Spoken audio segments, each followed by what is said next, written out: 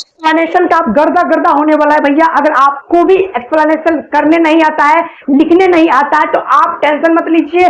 आपके लिए आपके अपने सत्तू भैया इतना इजी वे में एक्सप्लेनेशन का फॉर्मेट लेके आए हैं, जो कि अगर आप एक से दो बार पढ़ोगे तो भैया आपको तीसरा बार में खुद ही ऑटोमेटिकली आपको याद हो जाने वाला है। बिहार बोर्ड भैया एक्सप्लेनेशन 4 नंबर में पूछते हैं। एक एक्सप्लेनेशन भैया 4 नंबर का होता है।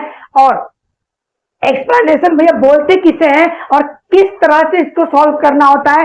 एक्सप्लेनेशन भैया बोले किसी भी चैप्टर के अंदर से लाइन उठा के आपको डाल देंगे और उस लाइन को आपको एक्सप्लेन करना होता है किस चैप्टर से लिया गया है, इस चैप्टर का राइटर नेम क्या है, अदरवाइज चैप्टर से रिलेटेड सारा कुछ उसमें आपको डालना होगा। उस लाइन का क्या मतलब होता है वो आपको उसमें समझाना होता है। तो यही भैया एक्सप्लेनेशन कहलाता है। ठीक है भैया जी। तो भैया आपको तो इंग्लिश कुछ समझ में आता ही नहीं है, तो आप एक्सप्लेनेशन कहां से बनाओगे। बिहार बोर्ड जो कि 4 नंबर में पूछता है। तो भैया हमारे बहुत सारे ऐसे स्टूडेंट हैं, बहुत सारे भाई बहन हैं जो कि डायरेक्ट वे में एक्सप्लेनेशन जैसा क्वेश्चन देखते हैं वो छोड़ के ही आ जाते हैं, जिसके चक्कर में उन्हें इंग्लिश में बहुत घटिया लेवल का नंबर मिलता है।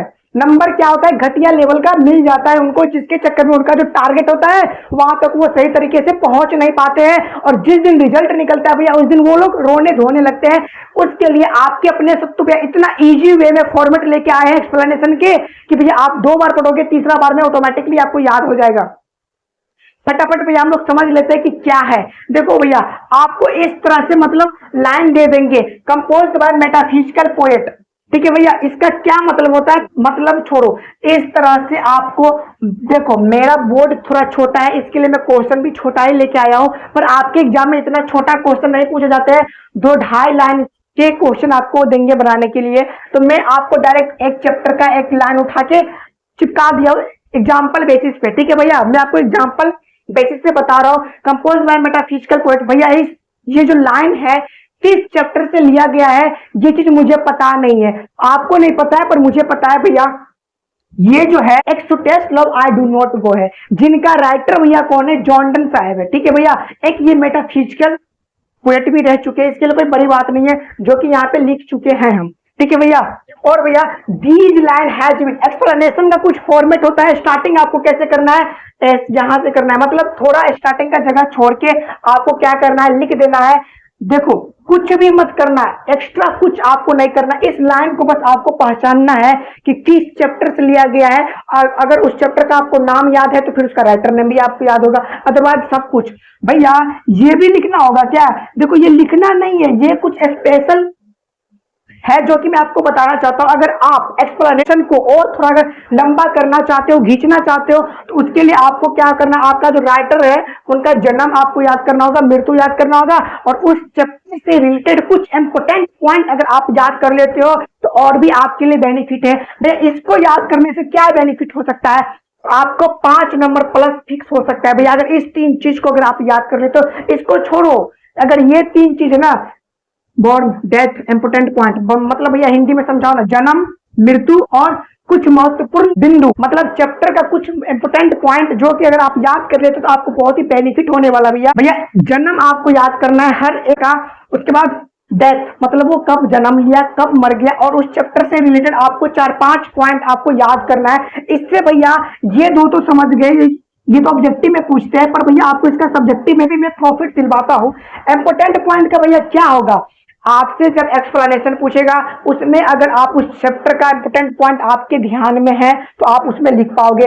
समरी में भी आपके काम आने वाले हैं। और 2 नंबर के क्वेश्चन में अगर कुछ क्वेश्चन आप छोड़ के आते हो, मतलब छूट जाता है, तो आपको अगर इंपोर्टेंट पॉइंट याद है उस चैप्टर का, तो आप उस क्वेश्चन का आंसर बना के लिख सकते हो। ये इतना ज्यादा प्रॉफिट है आपको इंपोर्टेंट पॉइंट याद करने से। कितना भैया, 3 से 4 एक्सप्लेनेशन, समरी, शॉर्ट क्वेश्चन। ठीक है भैया, और एक्स्ट्रा कुछ हो तो उसमें भी आप डाल सकते हो। भैया देखो क्वेश्चन नहीं देखना है, अब आपको क्या देखना है, बस आंसर का फॉर्मेट देखना है, किस तरीके से पूछे जाते हैं, किस तरीके से हमको लिखना है। तो इस तरीके से पूछे जाएंगे, 2.5 लाइन वो पूछेंगे। These line has been taken from a very nice poem या ब्यूटीफुल पोयम, आपके ऊपर डिपेंड करता है आप very nice poem. These line has been taken from a beautiful poem, या दूसरी तरीके से अगर लिखना चाहते हो, this line has been taken from a very nice poem. ये दो लाइन है, ठीक, आपको जो सुटेबल लगे आप वो लिख लेना, क्योंकि भैया इजी लैंग्वेज में दोनों ही है। उसके बाद पोयम, भैया ये जो लाइन है ना, ये आपकी सुटेस्ट लव आई डू नॉट गो वाले पोयम के लिए गए हैं, तो आपको वहां पे चैप्टर का नाम लिखना है। तो मैं यहाँ पे क्या करता हूँ, चैप्टर का नाम लिख देता हूँ। ये चैप्टर है, ठीक है, यहाँ पे चैप्टर का नाम डालना है। मैं जगह यहाँ कम है इसलिए मैं चैप्टर का नाम डाल दिया। इसके बाद भैया राइट इन बाई है, मतलब ये जो चैप्टर है ये किसके द्वारा लिखा गया है, इसके लेखक कौन है, आपको क्या लिखना है, right in by great author.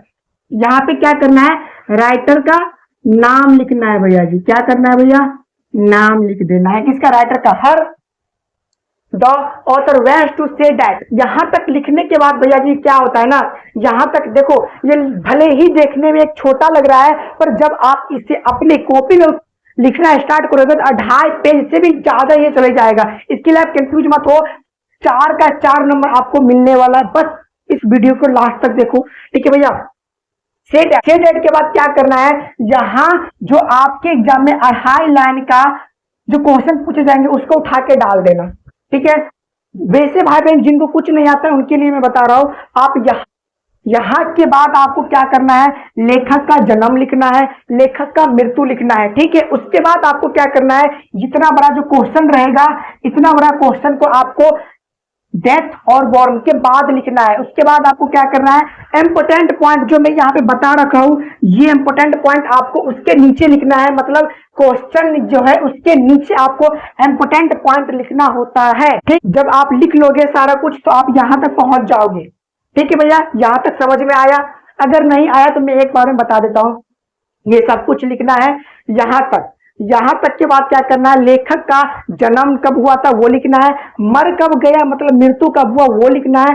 तो मान के चलो मेरा जन्म और मृत्यु यहाँ तक आ गया। यहाँ के बाद आपको क्या करना है, 2.5 लाइन का जो ये क्वेश्चन पूछा जाता है, इस क्वेश्चन को उठाओ और यहाँ पे भैया जी सेट कर दो, ठीक है। इस क्वेश्चन को उठा के यहाँ पे सेट कर देना है, और जब वो सेट कर देना है क्वेश्चन को, उसके बाद आपको जो मैं यहाँ पे इंपोर्टेंट पॉइंट लिखा रखा हूँ उस इंपोर्टेंट पॉइंट को उसके नीचे लिखना है। उसके बाद आप यहाँ तक पहुंच जाओगे भैया। उसके बाद एक छोटा सा लाइन आता है जिसको आपको एक लाइन मतलब पैराग्राफ चेंज करके लिखना होता है। स्क्रीनशॉट ले लो और ट्राई करना अपने कॉपी में एक फॉर्मेट की तरह से लिख लो, और जो भी हो अच्छे तरीके से पढ़ना। बहुत ही इजी वे में मिल गया है आपको। इसी तरीके से समरी का भी मिलेगा, एक्शन का तो मैं दे ही रखा हूँ, लेटर का बच चुका है। इस तरीके से सब कुछ खत्म करवा दूंगा, डोंट वरी, ठीक है। Okay, bye bye, take care and love you.